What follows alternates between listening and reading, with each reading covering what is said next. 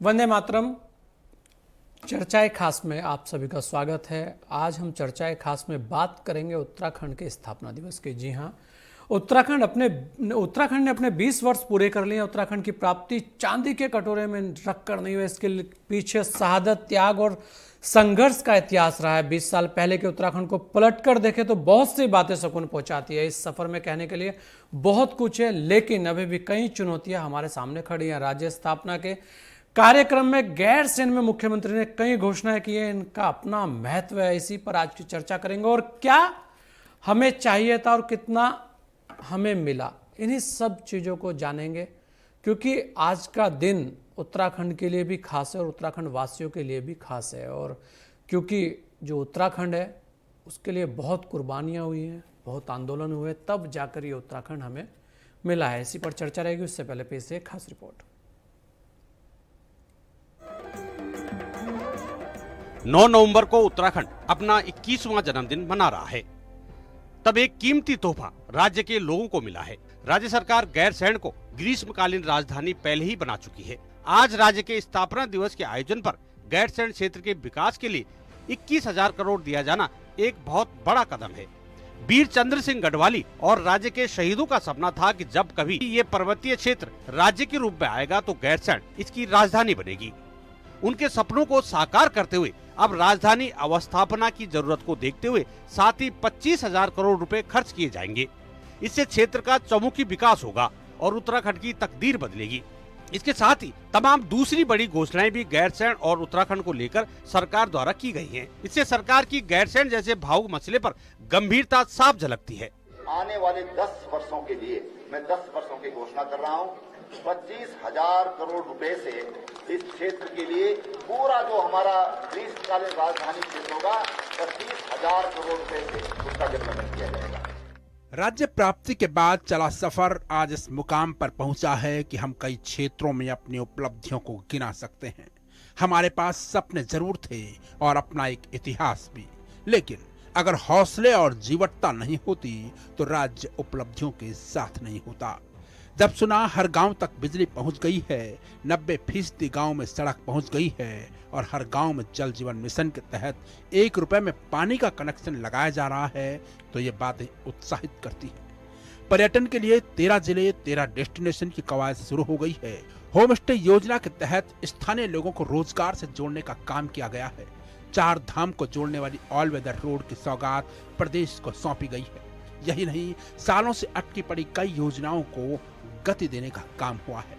डोबरा चांटी पुल मिला है, सूर्यधार जैसी कई योजनाओं पर काम शुरू हुआ है। नमामि गंगे परियोजना के जरिए गंगा की निर्मलता, स्वच्छता पर बेहतर काम चल रहा है। वहीं जन भावनाओं को सम्मान मिला और सूबे की ग्रीष्मकालीन राजधानी गैरसैंण बनी। प्रदेश में किसानों के साथ साथ महिलाओं को आत्मनिर्भर बनाने की दिशा में राज्य स्तर पर कई योजनाएं संचालित की गई है। अब राज्य को आगे का सफर तय करना है। नौकरशाही को भी लक्ष्यों के प्रति और तत्पर होना पड़ेगा। देवभूमि की ओर देश देख रहा है। Bureau report, network 10 desk. और इसी पर हमारे साथ सभी खास मेहमान जुड़ चुके हैं। हमारे साथ रतन असवाल हैं, वरिष्ठ समाज सेवी हैं। हमारे साथ राजेंद्र जोशी जी हैं, वरिष्ठ पत्रकार हैं। हमारे साथ डॉक्टर RBS रावत जी हैं, जो पूर्व प्रमुख हैं वन विभाग के। हमारे साथ शीशपाल गुसाई जी हैं, वरिष्ठ पत्रकार हैं। और हमारे साथ प्रदीप कुकरेती हैं, राज्य आंदोलनकारी। आप सभी लोगों का बहुत बहुत स्वागत है। और सभी को मैं कहूँगा कि राज्य स्थापना दिवस की बहुत बहुत बधाई आप सभी लोगों को। मैं सबसे पहले रतन सिंह जी आपके पास आना चाहूँगा, क्योंकि लगातार पहाड़ों में भ्रमण करते रहते हैं आप और बहुत कुछ लिखते भी रहते हैं। पक्ष और विपक्ष के लिए आप लगातार सक्रिय रहे हैं। अगर आज की हम बात देखें तो रतन असवाल जी, जिस तरह गैरसैंण में स्थापना दिवस मना, कैसे आप देखते हैं और क्या आज आपको महसूस हो रहा है गैरसैंण में जो हमारा आज राज्य स्थापना दिवस मना? जी रतन जी।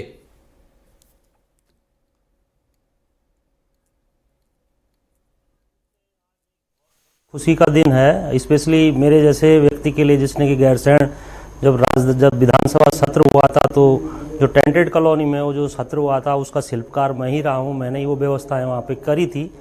तो आज माननीय मुख्यमंत्री जी ने जो जितनी भी घोषणाएं वहाँ पे गैरसैंण को एक जो है अवस्थापना के लिए एक पूर्ण रूप से जो राजधानी के रूप में वो विकसित हो, उसके लिए जो घोषणाएं जितनी भी करी हैं, जितनी भी योजनाएं वहाँ पे आज योजनाओं का जो खाका तैयार किया गया, निश्चित रूप से वो हमारे पर्वतीय समाज और इस पर्वतीय राज्य की जो मूल अवधारणा थी राज्य गठन की, उसके लिए उस पर हम कहीं ना कहीं जो है एक जो है कदम हम आगे बढ़े हैं। और आने वाले टाइम में जब पूरी व्यवस्थाएं वहाँ पे हो जाएंगी जो राजधानी के लिए होनी चाहिए थी, तो मैं ये मानता हूँ कि एक दिन राजधानी पूर्ण रूप से जो राजधानी गैरसैंण में जाएगी। इसके लिए मैं वर्तमान सरकार और माननीय मुख्यमंत्री जी को आभार प्रकट करता हूँ और उनको धन्यवाद देता हूँ। तो आने वाला समय पहाड़ के लिए इस जो आज घोषणाएं वहाँ पे हुई हैं, तरह तरह की 25,000 करोड़ रुपए की घोषणाओं की वहाँ पे बात हुई है, तो निश्चित रूप से जब गैरसैंण की तरफ विकास जाएगा तो पर्वतीय क्षेत्रों का विकास भी होगा, जो कि एक बहुत बड़ा दंश पर्वतीय क्षेत्र राज्य गठन के बाद झेल रहा है, जो पलायन के रूप में उसके न्यूनीकरण के लिए एक मील का पत्थर आने वाले समय में साबित होगा, ऐसा मेरा मानना है। जी बिल्कुल, और होना भी चाहिए, क्योंकि अब तो 20 वर्ष हो चुके हैं शीशपाल जी, क्योंकि आप भी प्रखर पत्रकार रहे हैं और हमेशा बहुत सारी बातें उठाते रहे हैं। कैसे आप देखते हैं गैरसैंण को, और आज भी हम कहाँ खड़े हैं इस 20 वर्षों में? कैसे आप कहेंगे कि हम कितनी आगे बढ़े हैं? क्योंकि बहुत सारी चीज़ें और बहुत सारे डाटा आपके पास है। अगर हम देखें वर्तमान के समय में, तो उत्तराखंड को क्या चाहिए था और कितने पे हम पहुंच पाए हैं, कितने समय पे? अभी तो संघर्ष बहुत ज़्यादा है, लेकिन आपको क्या लगता है कि इस सरकारों की बात करें, लगातार तो सरकारें आई, सरकारें गई, सरकारें सबकी रही। हाँ, ये अलग बात है कि मुख्यमंत्री लगातार चेंज होते रहे। ये दंश जरूर उत्तराखंड को मिला कि बहुत छोटे से कार्यकाल में 9 मुख्यमंत्री देखे उसने, लेकिन वर्तमान के समय में आप कैसे देखते हैं उत्तराखंड को और कहाँ खड़ा पाते हैं 20 वर्षों में? जी शीशपाल जी। हाँ जी संजय जी, मैं तो खैर एक स्पेशल आज पुल में आया था, लेकिन जब आपने बात छेड़ी थी सर, तो आराकोट से लेकर अस्कोट तक का जो एक सफ़र था पहाड़ का, हमने उत्तर प्रदेश के टाइम देखा, लखनऊ के टाइम से देखा। पर्वतीय अंचल में एक अलग राज्य के लिए एक बहुत बड़ी कुर्बानियाँ लड़ी हैं, 45 शहीद हुए हैं, हजारों आंदोलनकारी घायल हुए हैं, तब जाके एक राज्य हमें प्राप्त हुआ है। तो हमें ये मान लेना चाहिए आगरा खाल, ब्यासी, काठगोदाम से ऊपर का जो हिस्सा 2000 से पहले लखनऊ के टाइम जो अविकसित था, उसमें काफ़ी जो है किरणें हमें दिखाई दे रही हैं। जैसे ऑल वेदर रोड है, रेलवे का प्रोजेक्ट है, इससे जो है आंखें जो हैं चमकदार होती हैं। मैं देख रहा हूँ कि आप कल ही डोबरा चांठी पुल का, जो भारत का सबसे बड़ा सस्पेंशन ब्रिज है, जिसमें इस सरकार ने, मैं इसके टेक्निकल बिंदुओं में बाद में आऊँगा, इस सरकार ने, ये माननीय मुख्यमंत्री जी ने, चीफ मिनिस्टर साहब ने एक मुश्त 88 करोड़ रुपए दिया। उसका जो बीच का स्पान था, जो उसकी प्रमुख चीज़ें होती हैं, बीच का जो जुड़ाव होता है, वो बना। आज 1 से लेकर 1.5 लाख तक की आबादी को वहाँ 6 दिन पहले ही दिवाली का जश्न था और रोड बड़ी चौड़ी हो गई है। आप भी आइए, ऑल वेदर रोड का मेरे ख्याल से 15 दिन बाद उद्घाटन होने वाला है। इस वाले पोर्शन का ऋषिकेश टू चंबा, ऋषिकेश टू बद्रीनाथ का अब होगा, लेकिन ये बहुत अच्छा है और वहाँ पे लेक है बहुत बड़ा। तो मैं ये कहूँगा कि हमें आशा करनी चाहिए। काफ़ी कुछ विकास हुआ है इन 20 सालों में और हमने संरचनात्मक विकास किया है, निश्चित रूप से संरचनात्मक विकास किया है। जी संजय जी। जी नहीं, बिल्कुल ये बड़ी बात है, क्योंकि विकास तो हुआ है। विकास ना होता तो वास्तव में हम कहाँ होते हैं, तो सबको पता है कि क्या हालात उत्तराखंड के तब थे और आज के हालात भी सबके सामने हैं। राजेंद्र जोशी जी, आपसे भी मैं जानना चाहूँगा, क्योंकि लगातार पक्ष विपक्ष सब कोई आईना दिखाने का आप एक काम जो करते हैं, लगातार कहा जाता है कि राजेंद्र जोशी की कलम बहुत कुछ लिखती है। आप कैसे देखते हैं उत्तराखंड को और आप क्या कहना चाहेंगे आज जिस तरीके की घोषणाएं गैरसैंण से हुई हैं? 25,000 करोड़ की घोषणाएं, 10 वर्षों के लिए एक प्लान वहां पेश किया गया है, कहीं ना कहीं अपने आप में खास है, लेकिन हम फिर भी यही चाहेंगे कि आपको क्या लगता है कि क्या वास्तव में अब जाकर पहाड़ का विकास जो एक सपना था, जिसके लिए बात होती थी, पूरा होता दिख रहा है, या इसमें भी राजनीति कहीं झलकती नजर आ रही है। जी राजेंद्र जोशी जी। बहुत अच्छा सवाल उठाया और मेरे इंटरेस्ट का सवाल भी है। अभी बहुत कुछ होना बाकी है जी, मैं ये कहूँगा। पहली बात यह है कि देखिए, मुख्यमंत्री जी त्रिवेंद्र सिंह रावत ने बहुत सारे ऐसे काम किए जो काम कोई नहीं कर पाया था, बहुत सारे ऐसे आयाम स्थापित किए जो जहाँ तक कोई पहुँच भी नहीं पाया था। सबसे पहली बात यह बेईमानी, भ्रष्टाचार और जो माफिया राज यहाँ उत्तराखंड में था उससे हम लोगों को निजात मिली है। सबसे पहली बात तो ये है। दूसरी बात मैं आपको एक कहूँगा कि अभी बहुत सारे काम होने हैं बाकी। हम नकल करते हैं हिमाचल प्रदेश की, हम नकल करते हैं और उत्तर पूर्वी राज्यों की, कि हमको सबसे पहले चाहिए यहाँ के लोगों के लिए रोजगार, जो बेरोजगार हैं उनके लिए रोजगार, उस पर काम होना चाहिए। हमको चाहिए विकास, उस पर भी काम होना चाहिए। देखिए, रोजगार की मैं बात करूंगा, हमारे यहाँ कोई ऐसी नीति, पूरे प्रदेश में कई और जगह हैं, डॉक्टर रावत जी को पता होगा, कई ऐसी जगह हैं जहाँ उन राज्यों ने अपनी नीति बनाई है रोजगार के लिए। हमारे यहाँ उत्तराखंड में कोई नीति नहीं है, क्योंकि हमारे यहाँ अभी तक लीडरशिप जो है बड़ी कमजोर रही है। मुझे इस कहने में कोई गुरेज नहीं है, बहुत कमजोर लीडरशिप रही है और उन्होंने उत्तराखंड के युवकों को या बेरोजगारों को हमेशा किनारे रखा है, हाशिए पर रखा है। आज हमारे प्रदेश की ये स्थिति है कि हमारे यहाँ उत्तराखंड का लड़का, बेरोजगार लड़का जो है, चमोली का हो या पिथौरागढ़ का हो या मुनस्यारी का हो या आपका उत्तरकाशी का हो, उसको रोजगार नहीं मिल पाता है और बाहर के युवकों को रोजगार मिल जाता है, क्योंकि उनकी ब्यूरोक्रेसी में पकड़ है और वो उनको जुगाड़ जुगड़ करके बैकडोर से इधर से उधर से करके नौकरी लगा देते हैं और हमारे बेरोजगार चले जाते हैं। सबसे पहली बात तो ये है कि सरकार को चाहिए मजबूत एक इस तरह की व्यवस्था तैयार करे कि यहाँ के स्थानीय युवकों को रोजगार की व्यवस्था मिले, किसी भी अनिवार्य रूप से मिले। नहीं तो ये बेचारे जितने बाहर जा रहे हैं, जिन लोगों, अभी कई दिनों पहले लोगों ने एक और बात की कि साहब मुख्यमंत्री ये बोल रहा है कि साहब तुम बाहर चले जाते हैं। अरे बाहर नहीं जाएंगे लोग तो क्या करेंगे? रोजी रोटी पेट पालने के लिए भी तो कुछ चाहिए उनको। उनके लिए आप यहाँ पे इंफ्रास्ट्रक्चर तैयार करिए। रोजगार, मुख्यमंत्री जी ने अभी और भी घोषणाएं की हैं, जैसे होम स्टे वाली बात की, सिर्फ रोजगार मिलेगा, लेकिन कितने लोगों को रोजगार मिलेगा? सवाल केवल नौकरी देना ही रोजगार नहीं, स्वरोजगार के लिए सरकार की इतनी बाधाएं हैं कि आप जो है एक एप्लीकेशन दीजिए, 50 आदमी उसमें साले वो नजर लगा के बैठे रहते हैं। आप इस चीज को देखिए।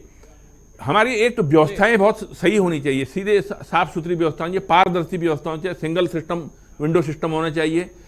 ये व्यवस्था अभी भी बहुत दूर है। मैं एक आध उदाहरण आपको दूंगा। अभी एक उदाहरण मैं आपको दूंगा। एक हमारा ही पहाड़ का एक नवयुवक पैसा खर्च करना चाहता है, 50 करोड़ 25 करोड़, उसके सामने कई बाधाएं थी। उसको कहा जाता है फायर का वो लेके आओ, उसको कहा जाता है अब तुम जो है वन विभाग की एनओसी लेके आओ, उसको कहा जाता है पीडब्ल्यूडी की एनओसी लेके आओ। तो ये जो एनओसीओं का जो जंजाल है ना, उसमें आदमी उलझ के रह जाता है। तो इसके लिए एक सिंगल विंडो सिस्टम होना चाहिए। ब्यूरोक्रेसी को लेकर राजेंद्र जोशी जी, जो आपका ये सवाल है ये बड़ा अहम है और इस सवाल को सब लोगों को उठाना भी चाहिए। और मैं, क्योंकि डॉक्टर RBS रावत जी भी हमारे साथ है और सवाल उन्हीं से संबंधित है। डॉक्टर साहब, ऐसा कहा जाता है कि पर्यटन और वन दोनों में काम होना उत्तराखंड के लिए बहुत ही बेहतर होता है और कहीं ना कहीं ये दोनों चीजें ही उत्तराखंड के लिए बहुत अहम भी है। ऐसे में जो ब्यूरोक्रेसी को लेकर जो बात की है राजेंद्र जोशी जी ने, उसका भी एक अहम स्थान है, क्योंकि बहुत सारी चीजें राजनीतिक स्तर पर नहीं उनका समाधान निकल सकता। कहीं ना कहीं जो हमारे अधिकारी हैं, जो प्रशासन है, उसको भी सोचना चाहिए कि स्टेट को बढ़ाने के लिए किस तरीके की योजनाएं लानी चाहिए और किस तरीके से कार्य किया जाना चाहिए। उसे लेकर हमेशा एक सवाल जरूर रहा है। आप क्या कहना चाहेंगे और पर्यटन और वन में अब तक के कार्य को कैसे आप देखते हैं? जी, पर्यटन और वन में अब तक के कार्य को कैसे आप देखते हैं? जी, सबसे पहले तो मैं आज स्थापना दिवस के उपलक्ष्य में सभी उत्तराखंड के वासियों को बधाई देना चाहूँगा, शुभकामनाएं देना चाहूँगा। और माननीय मुख्यमंत्री जी ने जो आज घोषणा की है गैरसैंण में, दीर्घकालीन घोषणा है। निसंदेह किसी भी बड़े जो यात्रा की शुरुआत एक कदम से होती है। निसंदेह जो विभिन्न कार्य होने हैं, जैसे आपने जोशी जी ने बहुत ही अच्छी बात की कि चाहे वन हो या पर्यटन हो, हमें किसी भी कार्य को करने के लिए या कराने के लिए सरलीकरण करना अति आवश्यक है। सुनने में बुरा लगता है, लेकिन वास्तव में यदि पारदर्शिता नहीं होगी, उदाहरण के लिए यदि कोई चाहे होम स्टे कराएं या पर्यटन का कराएं या पारिस्थिति की पर्यटन की बात करें, तो उसमें जो एक प्रक्रिया है, यदि कोई संयुक्त परिवार का लड़का है और उसके पिताजी भी अभी हैं, तो जमीन सब उन्हीं के नाम से होता है। तो उससे कहा जाता है कि आप अपने जमीन का कागज ले आइए, जी तो वो उसके लिए बड़ी दिक्कत हो जाती है। तो सरलीकरण करना अति आवश्यक है, नंबर 1। नंबर 2, जो आर्थिक सहायता या सब्सिडी या जो भी एक आर्थिक व्यवस्था होनी है वो बैंकों से होना है। अब बैंक लोग इतनी उसमें एक जटिल वो बनाते हैं प्रक्रिया कि वो यदि पढ़ा लिखा भी है तो वो भी परेशान हो जाता है। तो सरलीकरण, माननीय मुख्यमंत्री जी की मंशा बहुत अच्छी है। हमारे गैरसैंण में चाहे गैरसैंण ग्रीष्मकालीन एक राजधानी के रूप में घोषणा हुई है या फिर आज दीर्घगामी 10 वर्षों के लिए दीर्घकालीन योजना की घोषणा हुई है, निसंदेह पूरे उत्तराखंड के वासी बधाई के पात्र हैं। लेकिन हर विभाग को, चाहे वन विभाग हो, पर्यटन विभाग हो, राजस्व विभाग हो, सबको मिलकर के ये मानना पड़ेगा कि ये घोषणाएं माननीय मुख्यमंत्री जी उत्तराखंड के समेकित विकास के लिए करते हैं, न कि केवल किसी व्यक्ति विशेष के लिए। तो इसमें मेरा अनुरोध है उन सभी अधिकारियों से जो विभिन्न विभाग में और विशेष रूप से वन विभाग और पर्यटन विभाग में जो कार्य कर रहे हैं, वे यहाँ के प्रति संवेदनशील हों, अपना पूरा सहयोग दें। और हमारे चाहे मीडिया के माध्यम से, चाहे जो हमारे लघु उद्योग करते हैं, चाहे जितने भी उद्यमी हैं, चाहे असवाल जी हैं या हमारे जोशी जी हैं, जो लोग भी, आज गोस्वामी जी हैं, जो भी सुझाव देते हैं उनको सुन करके हल निकालें। तो निसंदेह जो हमारी दूरदर्शिता के अनुसार माननीय मुख्यमंत्री जी की चाह है, इच्छा है, अभिलाषा है, निसंदेह उत्तराखंड का उसमें भलाई होगा। और पर्यटन के लिए न केवल धार्मिक पर्यटन बल्कि जो इको टूरिज्म जिसे कहते हैं, चाहे श्री चंद्र सिंह गढ़वाली हमारा होम स्टे वाला कार्यक्रम है, ये सभी कार्यक्रम बहुत अच्छे हैं। लेकिन इसमें अधिकारियों को बुरा नहीं लगना चाहिए, अधिकारियों को संवेदनशीलता बढ़ानी पड़ेगी। हर किसी नागरिक को अपने कर्तव्य के प्रति, उनको जो उनका अधिकार है उसके प्रति हमको सजग होना पड़ेगा।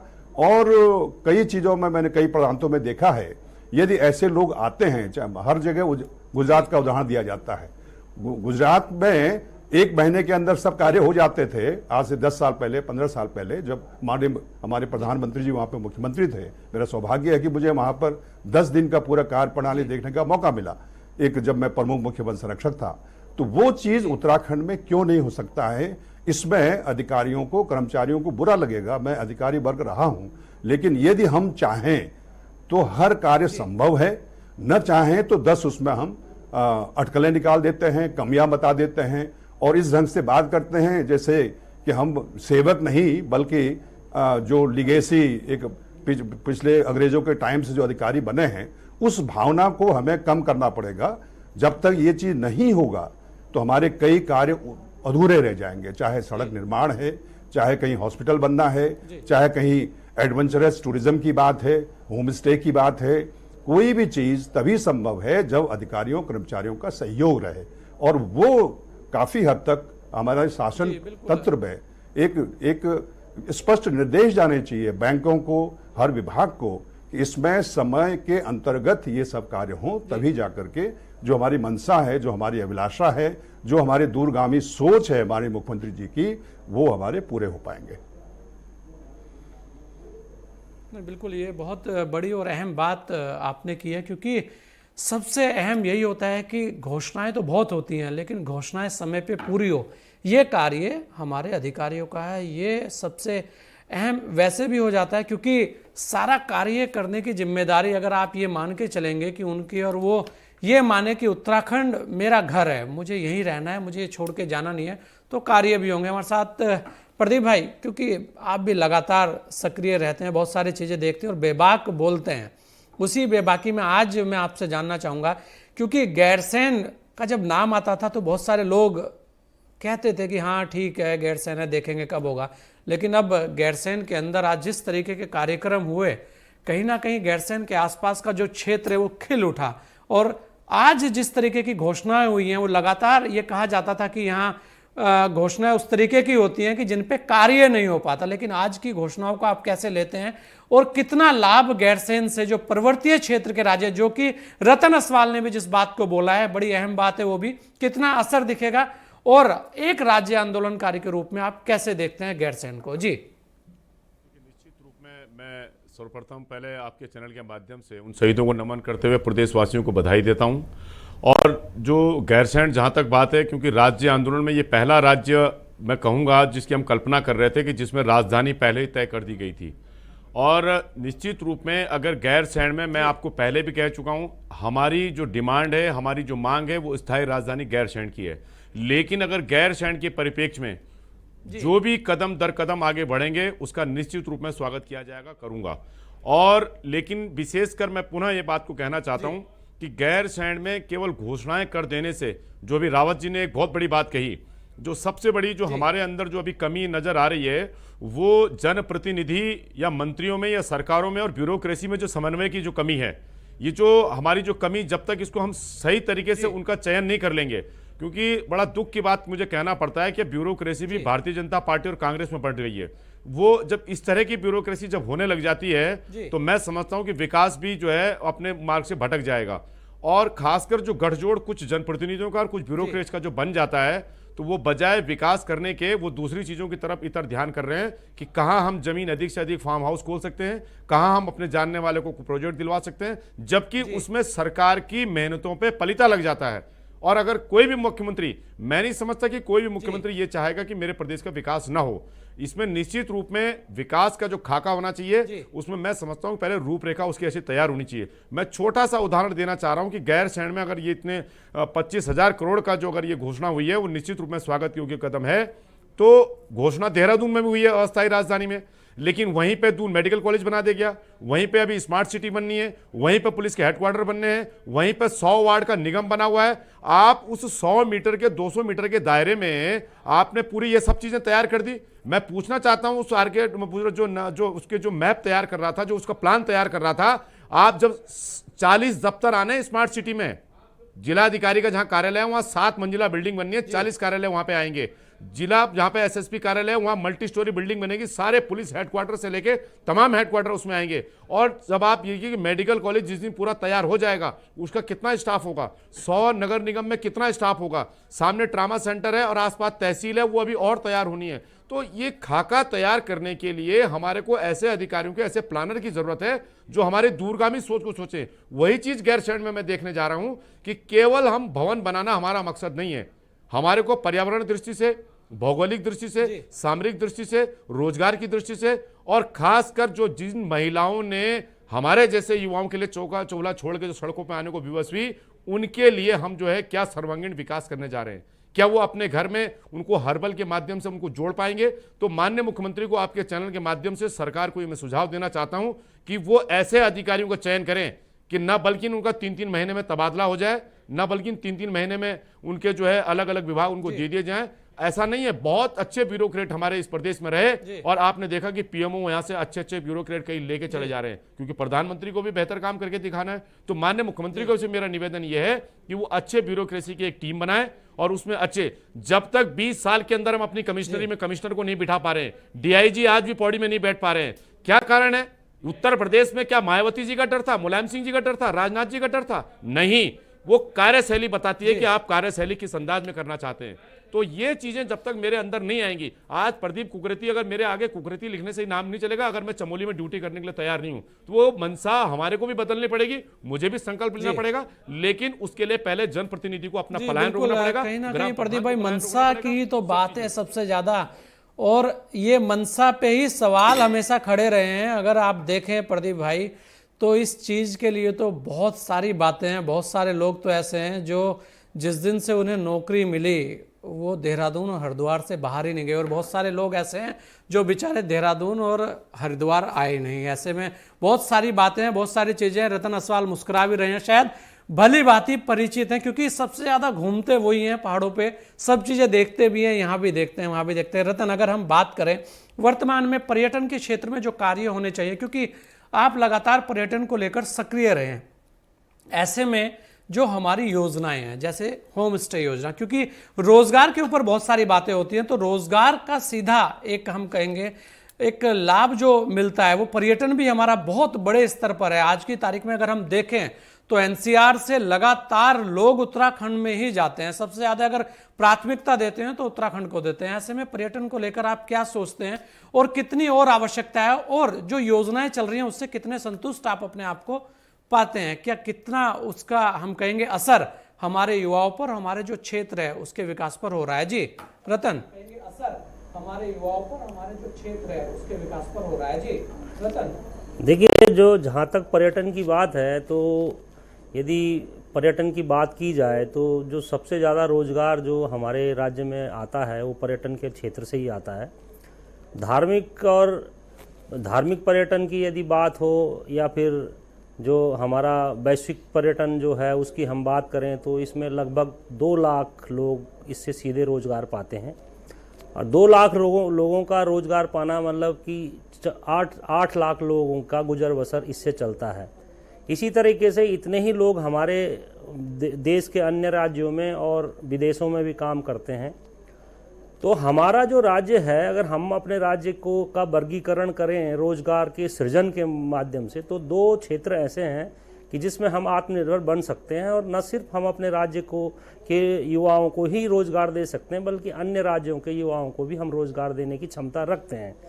तो ये 2 क्षेत्र, पहला क्षेत्र तो जो जिस पे आपने मेरे से प्रश्न किया पर्यटन का क्षेत्र है, तो मैं पर्यटन की ही बात करूंगा। तो पर्यटन के क्षेत्र में यदि मैं बात करूं तो हमारे पास जो एक बहुत बड़ी श्रृंखला है वो है हिमालय का हम 1% भी जो है हम उपयोग पर्यटन के क्षेत्र में अभी तक नहीं कर पाए हैं, जबकि हमारे ही पड़ोस में हमारी जैसी भौगोलिक परिस्थिति का एक हमारा मित्र राष्ट्र है नेपाल। तो नेपाल का जो पर्यटन की हम यदि बात करें तो नेपाल का जो है 80% जो पर्यटन है वो हिमालय बेस्ड है, हिमालय पे फोकस है। चाहे आप वो जो है नंदा देवी की बात कर ले, जो है माउंट एवरेस्ट की बात कर लें, चाहे आप मानसरोवर की बात कर लें, तो सारा जो उनका पर्यटन है वो लगभग हिमालय पे बेस है। वहीं दूसरा हमारी सेम भौगोलिक परिस्थिति का हमारा पड़ोसी राज्य है हिमाचल, तो उसने भी हिमालय पे बहुत ज़्यादा फोकस अपने पर्यटन को किया है और वो उस तरफ आगे बढ़ रहा है। वहीं हम यदि अपनी बात करें उत्तराखंड की, तो हम हरिद्वार और ऋषिकेश और बद्रीनाथ केदारनाथ से आगे का पर्यटन सोच ही नहीं पा रहे हैं। और जितने भी गंगा स्नान में लोग त्योहारों में गंगा स्नान करने आते हैं उनको हम पर्यटक मान के आंकड़ेबाजी में हम पुरस्कार भी ले लेते हैं। तो जब तक हम जो है हिमालय की बात नहीं करेंगे, हम हमारे जो वन संपदा है उसकी बात नहीं करेंगे, हम नदी घाटियों की बात नहीं करेंगे, और हमारे पास एक प्रचुर जो संभावना है वो जो है वाइल्ड लाइफ टूरिज्म की हमारे यहाँ बहुत बड़ी संभावना है, एडवेंचर टूरिज्म की हमारे वहाँ बहुत बड़ी संभावना है। हमारे यहाँ पट्टियों का राज्य है, ये विभिन्न पट्टियों के अपने अपने जो है कल्चर हैं, अपने अपनी शैलियाँ हैं, अपने अपने लाइफ स्टाइल हैं।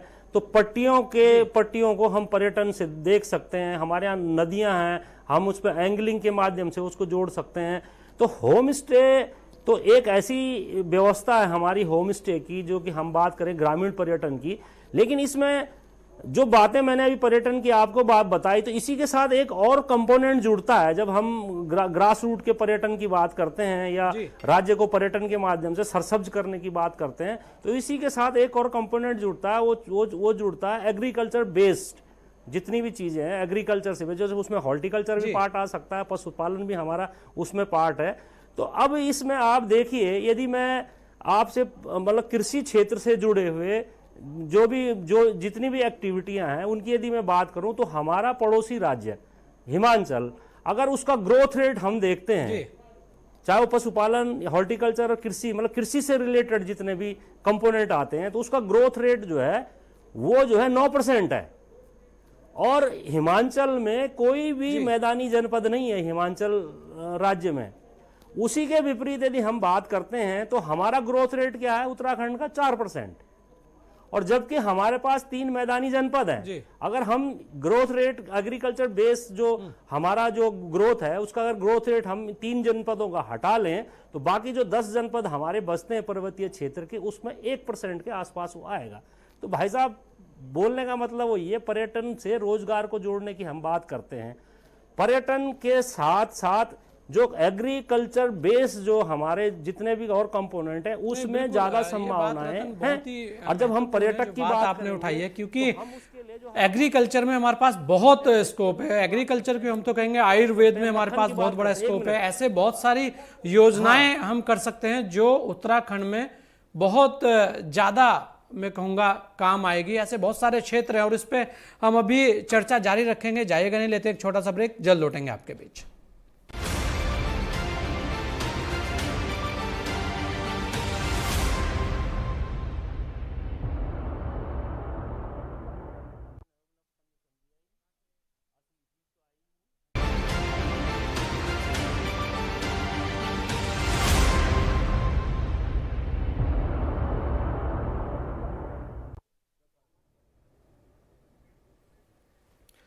ब्रेक के बाद आप सभी का स्वागत है। आज हम बात कर रहे हैं उत्तराखंड राज्य ने अपने 20 वर्ष पूरे कर लिए हैं और आज राज्य स्थापना दिवस है। सभी लोग हमारे साथ जुड़े हुए हैं। अभी अभी हमारे साथ सुरवीर सिंह सजवान जी भी पूर्व मंत्री हैं कांग्रेस के, वो भी जुड़ चुके हैं। आपका भी बहुत बहुत स्वागत है। मैं आना चाहूँगा शीशपाल गुसाई जी, क्योंकि बात हो रही थी अभी, बहुत बड़ी अच्छी बातें आज सामने आ रही हैं। राजेंद्र जोशी जी ने भी बहुत कुछ बताया, RBS रावत जी ने बोला, प्रदीप जी बता रहे हैं, रतन जी बता के गए हैं। एक बात बहुत अहम है और इस समय चर्चा होनी भी चाहिए, क्योंकि आज राज्य स्थापना दिवस है। राज्य के अंदर अगर आप देखें तो गुटबाजी बहुत हावी रही है यहाँ पर। क्या कारण है उसके कि सबसे ज़्यादा गुटबाजी? छोटा सा एक हमारा प्रदेश, बड़ा सुंदर प्रदेश, लेकिन राजनीतिक दृष्टि से अगर देखा जाए तो उस प्रदेश के अंदर इतनी ज़्यादा हाय तौबा है कि हर कोई चाहता है कि मुख्यमंत्री मैं ही बन जाऊं, और यहाँ बनने के बाद जैसे ही एक मुख्यमंत्री बनता है अगले दिन से हटाओ अभियान शुरू हो जाता है। तो कहीं ना कहीं अगर आप देखें तो इस तरीके के कारण भी, क्योंकि ये सवाल इसलिए मैंने उठाया है क्योंकि ऐसे कारण रहे हैं जिसके कारण राज्य में जो विकास है वो बाधित होता है कहीं ना कहीं, और जो अधिकारी हैं जिसकी बात अभी हो रही थी वो निरंकुश होते हैं। उन्हें पता है कि यहाँ सबसे बेहतर तरीका यही है कि दबाव बनाने के लिए आप एक खेमे में जाइए और इस तरीके का प्रचार प्रसार करिए कि जो वर्तमान में है उस पर दबाव बनाया जाए और अपने हिसाब से सिस्टम को चलाया जाए। ये भी दंश बहुत बड़ा उत्तराखंड में लगातार रहा है। कैसे आप देखते हैं और क्या कहना चाहेंगे? जी शीशपाल जी। से थोड़ा आपने अलग से थोड़ा हटकर सवाल पूछ लिया संजय जी। हमारा जो पहला चुनाव हुआ था, पहले तो हमने अंतरिम गवर्नमेंट यहाँ देखी है, जो उत्तर प्रदेश की हमारी 96 से 96 का चुनाव हमारा अंतिम चुनाव वहाँ पर था। जो हमारा शेष पार्ट था वो हमने 9 नवंबर के बाद यहाँ देखा 2000 के चुनाव तक, 2002 के चुनाव तक। तो यहाँ पर लोगों ने ये देखा, जो पहाड़ के लोग हैं या मतलब हमारे जो तराई बेल्ट है, कि पॉलिटिक्स में बहुत ज़्यादा संभावनाएं हैं, तो बहुत ज़्यादा लोग लड़ गए। एक बार बल्कि मैंने लिखा भी 2012 में कि कम से कम 750 लोगों ने विधायक का चुनाव लड़ा, और जबकि हमारे पास 70 सीट है ना। तो ये हमने ये देखा कि यहाँ राजनीतिक संभावनाएं बहुत ज़्यादा हैं, और राजनीतिक एक बार आदमी विधायक बन जाता है तो लालसा भी हो जाती है, और किसी भी पार्टी में 1 2 3 के आदमी होते हैं, एक ही आदमी को टिकट देना पड़ता है। तो इसलिए ये थोड़ा शॉर्ट टाइम भी लोगों ने ये अपनाया। जहाँ तक आपने गुटबाजी की बात बोली है मुख्यमंत्री की, हर कोई जो है, हर किसी के मन में लालसा रहती है, लेकिन मैंने ये सरकार में देखा है कि यहाँ तो अस्तित्व तो मुझे दिख रहा है, और कम से कम मुझे अनुशासन भी दिखता है। कोई अगर बोलता है कोई विधायक तो जो है मतलब ज़्यादा नहीं बोल पाता है और सबका करना है। और जहाँ तक मुझे पता लगा है कि यहाँ पर मुख्यमंत्री एक जो 2017 से अभी तक जो मुख्यमंत्री हुए हैं, मेरे पास फिगर्स भी हैं कि एक विधायक को 10 करोड़ रुपए की सड़कें दे रहे हैं। वो आज़ादी पहले नहीं थी। एक विधायक को पर्यटन की योजनाएं सबसे ज्यादा दी जा रही हैं, मतलब प्रत्येक विधायक को, मींस इस सरकार में इतनी आजादी है। विधायक अपनी क्षेत्र का मुख्यमंत्री है संजय जी। आप घनसाली देख लीजिए, मेरा गृह जनपद है, वहां 6 विधायक हैं। तो आप बताइए, 84 में सुरवीर सिंह सजवान भी वहां के विधायक थे, अभी आए हैं डेविड में। तो आप ये देखिए कि घनसाली में सड़कों का राजा शक्तिलाल शाह है, वो त्रिवेंद्र सिंह रावत जी ने बनाया है। उन्होंने कहा भाई आप ही है। तो ये इन्होंने एक पूरी आज़ादी दी है, और किसी की हिम्मत नहीं है, किसी भी प्रमुख सचिव की ये हिम्मत नहीं है कि कोई विधायक की सड़क काट दे, जो हमें विधायकों ने बताया है। तो इससे जो है मुझे ये लगता है कि गुटबाजी नहीं है। अब ऊपरी स्तर पर हो रही होगी तो वो हम नहीं जान सकते। लेकिन मेरा एक ये सवाल था, जो आज 25,000 करोड़ का हुआ है, आज का दिन 9 नवंबर को हमेशा इस घोषणा में याद रखा जाएगा संजय जी। हमारी जो स्वास्थ्य सेवाएं हैं वो आराकोट से लेकर अस्कोट तक, आराकोट है उत्तरकाशी में, सीमांत वो उसके बाद हिमाचल है, अस्कोट जो है अस्कोट के बाद नेपाल पड़ता है। तो ये बहुत अच्छी बात है। स्वास्थ्य सेवाओं के लिए भी मैं अभी, क्योंकि बहुत सारी बातें हैं और मैं उन्हीं चीजों को लेकर धीरे धीरे आ रहा हूँ, और समय भी हमारे पास कम है शीशपाल जी, और सभी लोग अभी बाकी हैं। राजेंद्र जोशी जी, क्योंकि समय कम है, 2 मिनट में 2-3 सवाल हैं आपसे, लेकिन क्योंकि आज समय जरा कम है और एक सवाल बड़ा महत्वपूर्ण है। अगर आप देखें राजेंद्र जोशी जी, आप भी उस चीज को कहते आए हैं कि जिस तरह से इस बार कुछ कठोर निर्णय लिए गए, उसका भी कुछ रिएक्शन ऐसा रहा है कि जो कार्य धरातल पर आए। अगर आप देखें डबल इंजन की बात पर बात होती है, तो डबल इंजन के प्रभाव आप कैसे देखते हैं और वर्तमान में इस डबल इंजन का इंपैक्ट आपको कितना बड़ा लगता है? क्योंकि बहुत सारी योजनाएं कई कई वर्षों में पूरी हुई हैं। अगर आप करें डोबरा चाटी पुल 16 साल, जानकी पुल 16 साल और लखवार बांध 20 साल, ऐसी बहुत सारी योजनाएं हैं जो रुकी हुई थी। अब जाकर चाहे जमरानी बांध की बात हो, चाहे सूर्यधार वाली बात हो, तो ये जो रुका हुआ जो एक सिस्टम था वो जो चला, तो शायद कहीं ना कहीं जो डबल इंजन की जिसकी बात होनी चाहिए थी वो हुई। ऐसे में जो मेडिकल कॉलेज, क्योंकि स्वास्थ्य सेवाओं पर बहुत गंभीर हम कहेंगे कि आरोप हमेशा लगते रहे हैं उत्तराखंड की, लेकिन इस बार जिस तरह से Pithoragarh medical college, Haridwar medical college, Rudrapur medical college और देहरादून के अंदर भी बहुत सारी चीजें अभी आई हैं, कैसे आप देखते हैं और क्या कहना आप चाहेंगे 2 मिनट में? जी राजेंद्र जोशी जी, कैसे आप देखते हैं और क्या कहना आप? समय दे दिया कम। बात सबसे पहली बात है उत्तराखंड में राजेंद्र जी, क्योंकि बहुत सारे लोग हमारे पास हैं और आपसे नहीं, वो सब समझ पत्रकार हैं, वरिष्ठ व्यक्ति हैं, तो बहुत सारी बातों को बहुत संक्षेप में भी मुझे पता है आप बड़े एकदम ढंग से बोल सकते हैं। जी सबसे पहली बात तो मैं आपको एक बात कहूंगा कि उत्तराखंड का एक सौभाग्य कहेंगे कि केंद्र में और प्रदेश में एक ही पार्टी की सरकार है, और दूसरा जो है मुख्यमंत्री त्रिवेंद्र सिंह रावत जी का प्रधानमंत्री जी के साथ बहुत ही पुराना संबंध रहा है, साथ साथ दोनों ने काम किया, दोनों एक दूसरे की के कार्यशैली से परिचित हैं, तो उसका भी उत्तराखंड को बहुत बड़ा लाभ मिला है। मैं इसको कहने में कोई गुरेज नहीं है।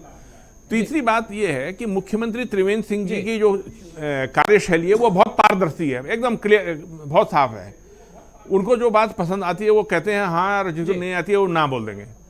तो तीसरी बात यहाँ पहुंच गई। चौथी एक बात और मैं आपको कहूंगा कि उत्तराखंड में जो आज तक के जो मुख्यमंत्री आए हैं उन्होंने इस राज्य को उस ढंग से काम नहीं किया है। हरीश रावत जी ने काम किया था, करते थे, उनका भी काम बहुत अच्छा था, उनको मैं किनारे नहीं कर सकता हूँ इस बात में, उनका भी बहुत अच्छा था, उनका पहाड़ के लोगों के प्रति भी बहुत अच्छा उनका एक सामंजस्य उनके साथ था, वो भी एक अपनी जगह है।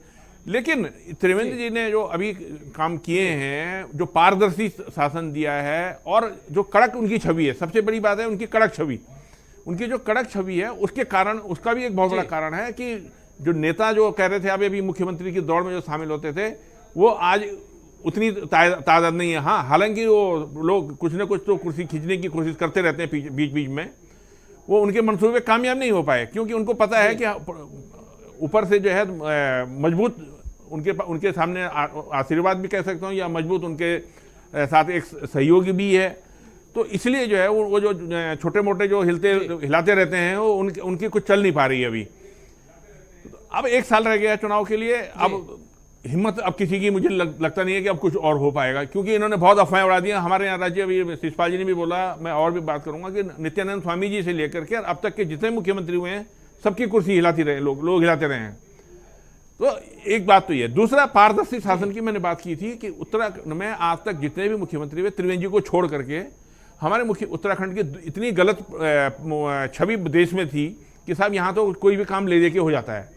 दिल्ली में मुख्यमंत्री बिक जाया करते थे, हमने देखा है मुंबई में जाके मुख्यमंत्री बिक जाया करते थे, कोई भी उसकी गारंटी ले लेता था, कोई भी वहां से एडवांस पकड़ के आ जाता था।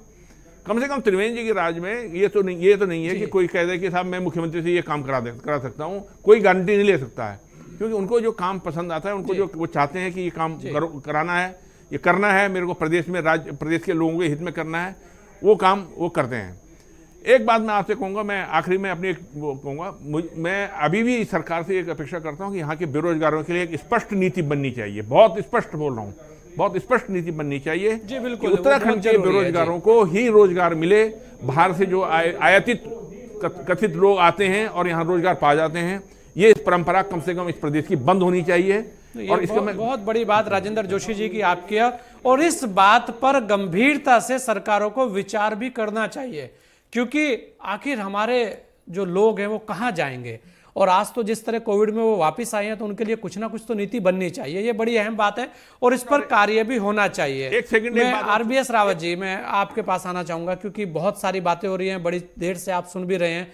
मैं क्योंकि वन और पर्यटन में बहुत सारी बातें हुई हैं, आयुर्वेद की दृष्टि से आप कैसे देखते हैं उत्तराखंड को और कितना बड़ा स्कोप आप इसके अंदर पाते हैं? दूसरी बात, अगर हम वन के अंदर भी थोड़ी सी हम कहें कि बहुत सारी जो एनओसी का खेल है वो थोड़ा सा बच जाए तो शायद राज्य को बहुत कुछ वन भी दे सकता है। दोनों को आप एक दूसरे के पूरक भी हम मान सकते हैं क्योंकि औषधि वन में भी हो सकती है। उसे लेकर आप क्या कहना चाहिए और क्या योजनाएं होनी चाहिए जिससे कि इस तरीके का, ये भी एक बहुत बड़ा रोजगार है। जी आरबीएस रावत जी। जी, आपने वन, पर्यटन और आयुर्वेद 3 बहुत ही महत्वपूर्ण विषयों के बारे में बोला। वन और पर्यटन मेरे उत्तराखंड के दृष्टिकोण से पारिस्थितिकी पर्यटन, जिसको इको टूरिज्म कहते हैं, जो धनोल्टी हमारा बहुत अच्छा जीता जागता उदाहरण है। हमारे उत्तराखंड में वन पंचायतों के माध्यम से जो भी वन क्षेत्र हैं, पारिस्थितिकी पर्यटन में स्थानीय लोगों को लेते हुए बहुत अच्छे ढंग से कार्य हो सकते हैं और नियम के अंतर्गत हो सकते हैं। जहां तक वन की बात है, क्योंकि 70% के लगभग वन क्षेत्र है, यद्यपि आवरण तो 47% है, तो वन विभाग का दायित्व तो और बढ़ जाता है क्योंकि अपेक्षाएं लोगों की बढ़ जाती हैं कि यदि इंसान गांव के बाहर निकलता है तो जहां पैर रखते हैं वहां वन आ जाता है। फिर मैं कहूंगा कि हमारी जो अधिकारी हैं, कर्मचारी हैं वन से संबंधित, उनकी संवेदनशीलता बहुत बढ़नी चाहिए यदि वन से संबंधित पर्यटन को हमको बढ़ाना है। जहां तक आयुर्वेद की बात है, क्योंकि देवभूमि उत्तराखंड या हिमालय क्षेत्र में वनौषधियां बहुत अधिक हैं। न केवल औषधि गुण के जो वृक्ष प्रजाति या जिनको हम श्रब कहते हैं, हर्ब कहते हैं, छोटी प्रजातियां, बल्कि बहुत सारी ऐसी प्रजातियां भी हैं जो सगंध प्रजातियां हैं। तो यद्यपि हमारे केंद्र हैं, लेकिन सही तालमेल वन विभाग में, पर्यटन विभाग में, आयुर्वेदिक आयुष विभाग में करते हुए एक दीर्घकालीन योजना फिर बनानी पड़ेगी। और स्टेट यहाँ पे मेडिसिन प्लांट बोर्ड होता है जो भारत सरकार के द्वारा पोषित भी होता है। उन लोगों को दीर्घकालीन योजना बनाते हुए, चाहे वो कोई भी क्षेत्र है, एक कार्य योजना के तहत हर कार्य संभव है, यद्यपि हम उसको सही ढंग से प्रस्तुतिकरण करें। जहां तक जो हमारे जोशी जी ने बात उठाई बेरोजगारों वाली, इसमें बुरा लगने की बात नहीं है यदि यथार्थ है। और गतिशीलता हमारी इसलिए नहीं आ रही किसी क्षेत्र में, जब तक हमारे ब्लॉक प्रमुख, MLAs, honourable member of parliament, Rajya Sabha के मेंबर हमारे जो बनते हैं, वो निस्वार्थ भाव से कार्य नहीं करेंगे। 20 साल के बाद हम लगभग वही बात कर रहे हैं जो 10 साल पहले करते थे। हो सकता है 5 साल पहले भी यही बात करते थे, और ऐसा ना हो कि 5 साल बाद भी हम यही बात करें। जितने निस्वार्थ भाव हमारे प्रतिनिधि आएंगे, चाहे ग्राम प्रधान हैं, चाहे ब्लॉक प्रमुख हैं, चाहे ऑनरेबल एमएलएज हैं, मिनिस्टर हैं या मेंबर ऑफ पार्लियामेंट हैं, तब तक गतिशीलता नहीं आ सकती है। ये एक ध्रुव सत्य है, क्योंकि पूरे देश के लगभग सभी प्रांतों को मैंने देखा है। बहुत से ऐसे प्रांत हैं, और एक इस सरकार की एक बहुत बड़ी उपलब्धि ये है कि पिछले 3.5 पौने 4 साल में कोई बड़ा स्कैम नहीं हुआ है। जैसे जोशी जी ने कहा, ये एक बहुत अच्छी बात है। यदि ऐसा वातावरण है, फिर भी हमारी गति क्यों नहीं आ रही? गति नहीं आ रही। टॉलरेंस की बात हमेशा होती रही है और लगातार इस बात पर बात भी रही है जो आपने बोली है कि जीरो टॉलरेंस। कोई भी बड़ा स्कैम, कोई भी बड़ा घोटाला इन 4 वर्षों में नहीं आया है। ये भी अपने आप में एक बड़ी बात है उत्तराखंड के लिए। हमारे साथ सुरवीर सिंह सजवान जी भी हैं, बड़ा मुस्कुरा रहे हैं, हंस रहे हैं। शायद बहुत सारी बातें हैं उनके पास बोलने के लिए, लेकिन समय भी है और मैं बाद में प्रदीप जी से आऊँगा, प्रदीप के पास। सजवान जी, कैसे आप देखते हैं गैरसैंण को, कैसे आप देखते हैं आज 20 वर्ष के उत्तराखंड को, और आपको क्या लगता है कि कितना हमने पा लिया और अभी क्या कुछ कम है जो हमें मिलना चाहिए? जी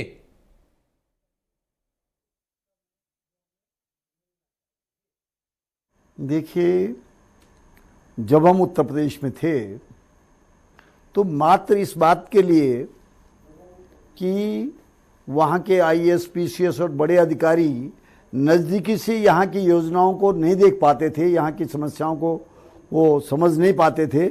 इस कारण उत्तराखंड राज्य के, उत्तर प्रदेश राज्य के विभाजन का मामला आया और पूरे मन योग के साथ यहाँ के लोगों ने चाहे वो किसी भी राजनीतिक दल का व्यक्ति था, अपनी सामर्थ्य अनुसार उसने राज्य आंदोलन में हिस्सा लिया। बिल्कुल है। किंतु ये कभी नहीं सोचा था, मैं तो उत्तर प्रदेश में कई बार रहा हूं और वर्षों तक उत्तर प्रदेश की राजनीति की है। आज मैं तब की बात करता हूं, हम अपनी टेबल में बैठ करके, बाद में जब हमारे पास लैंडलाइन नंबर आ गए, लैंडलाइन नंबर से टेलीफोन करते थे अधिकारी को, और वो टेलीफोन से काम हो जाता था विधायक के। और आज मैं कई लोगों को देखता हूं कि लोग पत्र लेकर के फिर रहे हैं कि मंत्री जी ने लिखा है, संबंधित मंत्री ने, जिनके विभाग का मामला है, उन मंत्री जी का आदेश है, अधिकारी उसका पालन नहीं करता। मुख्यमंत्री जी के 5-5 आदेश हैं, उसका पालन अधिकारी नहीं करता। तो ये अधिकारी क्यों ऐसे दृष्ट हो रहे हैं और किसने इनको इतनी पनाह दी है? अभी जोशी जी कह रहे थे कि बहुत कमजोर लोग यहां पर आए हैं।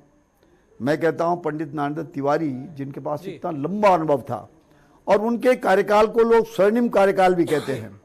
जो काम वो कर गए, जो बुनियाद वो डाल गए, और अपने घर को सजाने संवारने के लिए उन्होंने जो बड़े राज्य से छोटे राज्य का मुख्यमंत्री होना स्वीकार किया, इसके लिए हम उनको हमेशा याद करते रहेंगे, उनके चरणों में प्रणाम करते रहेंगे। उन्होंने बहुत सी बुनियादी चीजें। उसके बाद तो किसी को ठहरने कहाँ दिया गया? और सजवान जी, उसके बाद तो किसी को ठहरने कहाँ दिया गया? उसके बाद तो टांग खिंचाई शुरू 2 साल बाद। घोषणा पर 2 साल बाद कहना चाहता हूं जी। मैं आपकी बात से सहमत हूं, किंतु पंडित नारायण तिवारी जो काम कर गए, उन कामों के लिए तो आज उससे 4 गुना बजट भी है, और उसकी मरम्मत भी नहीं हो पा रही है उतने बजट से। वो जिन चीनों का निर्माण कर गए, आज आप सिटकुल को देख रहे हैं, ये उनकी देन है, बल्कि आधे लोग भाग गए यहां से जी। तो पंडित जी ने जो काम किया, वो एक अनुभवी व्यक्ति ने काम किया, इसकी बुनियाद डाली। उसके बाद शनै शनै जिस तरह के लोग आए, उन्होंने अपने अपने तरीके से काम करना शुरू किया। और आज जो घोषणाएं हुई हैं, जो जिस पर आप आज चर्चा कर रहे हैं, चुनाव के लिए रह गए 1 वर्ष, और सरकार कर रही है आने वाले 10 वर्षों की घोषणा। अरे भाई, इस वर्ष क्या करोगे वो बताओ। जो इस वर्ष होना है, आपकी प्राथमिकता क्या है, उसको निर्धारित करो कि ये प्राथमिकता होगी।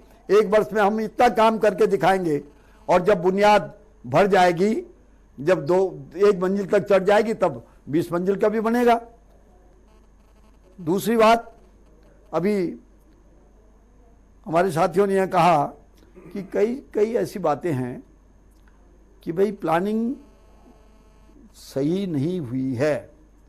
ये बात मैं स्वीकारता हूं कि अगर प्लानिंग सही हुई होती तो हर विकास खंड में एक मॉडल बनता, हर विकास खंड के अंदर। और रतन तो कह रहे थे कि पट्टिया स्तर पर भी, क्योंकि पट्टियों का भी इतना बड़ा विस्तार है, पट्टिया स्तर पर होता या विकास खंड स्तर पर एक मॉडल बनता। वहां स्कूल होता, अच्छा स्कूल होता, अच्छे अस्पताल होते, और सड़कों का तो जाल पंडित जी के जमाने में भी किया था।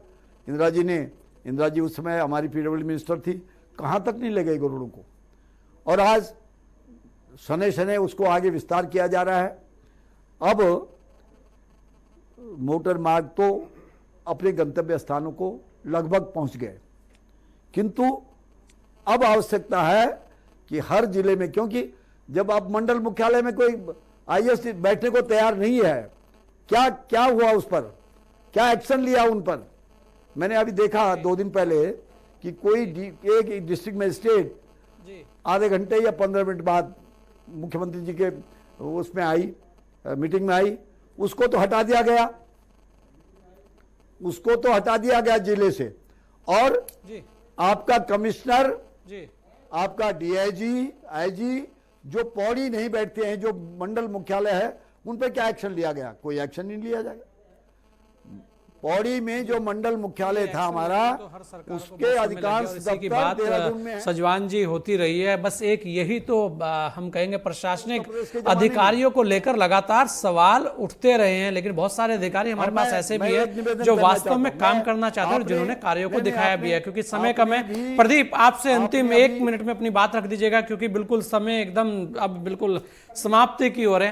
प्रदीप, क्या आपको लगता है कि जिस तरह से वर्तमान सरकार कार्य कर रही है उसे लेकर आप क्या कहना चाहेंगे, और कितनी उम्मीद अब आपके सामने और जगी है? क्योंकि गैरसैंण में आज बहुत बड़ा जो कार्यक्रम हुआ है उसने वास्तव में दिल को तो छू लिया है। जी प्रदीप। उम्मीद पे दुनिया कायम है और मैं आशावादी व्यक्ति हूं, लेकिन एक सत्य बात यह है कि वर्तमान परिस्थिति में Bharatiya Janata party double engine है, मैं ट्रिपल इंजन उसको कह रहा हूं।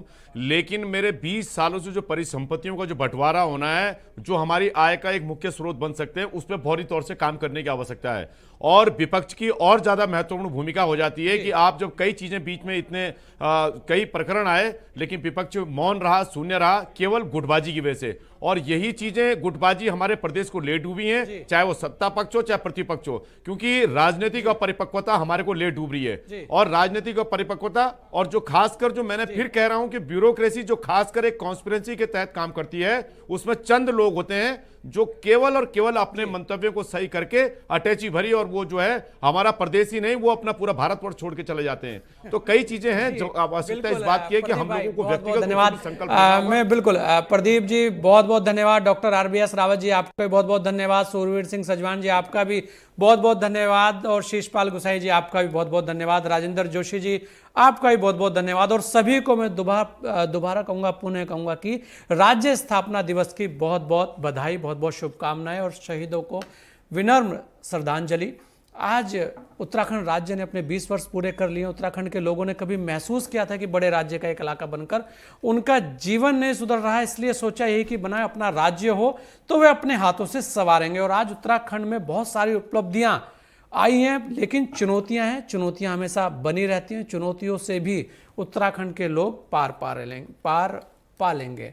तो हमें सोचना चाहिए कि सब मिलजुल कर कार्य करें, तो वास्तव में उत्तराखंड बहुत ही सुंदर, बहुत ही खास सबके लिए हो सकता है। आज चर्चा खास में इतना ही। दीजिए मुझे इजाजत। जय हिंद।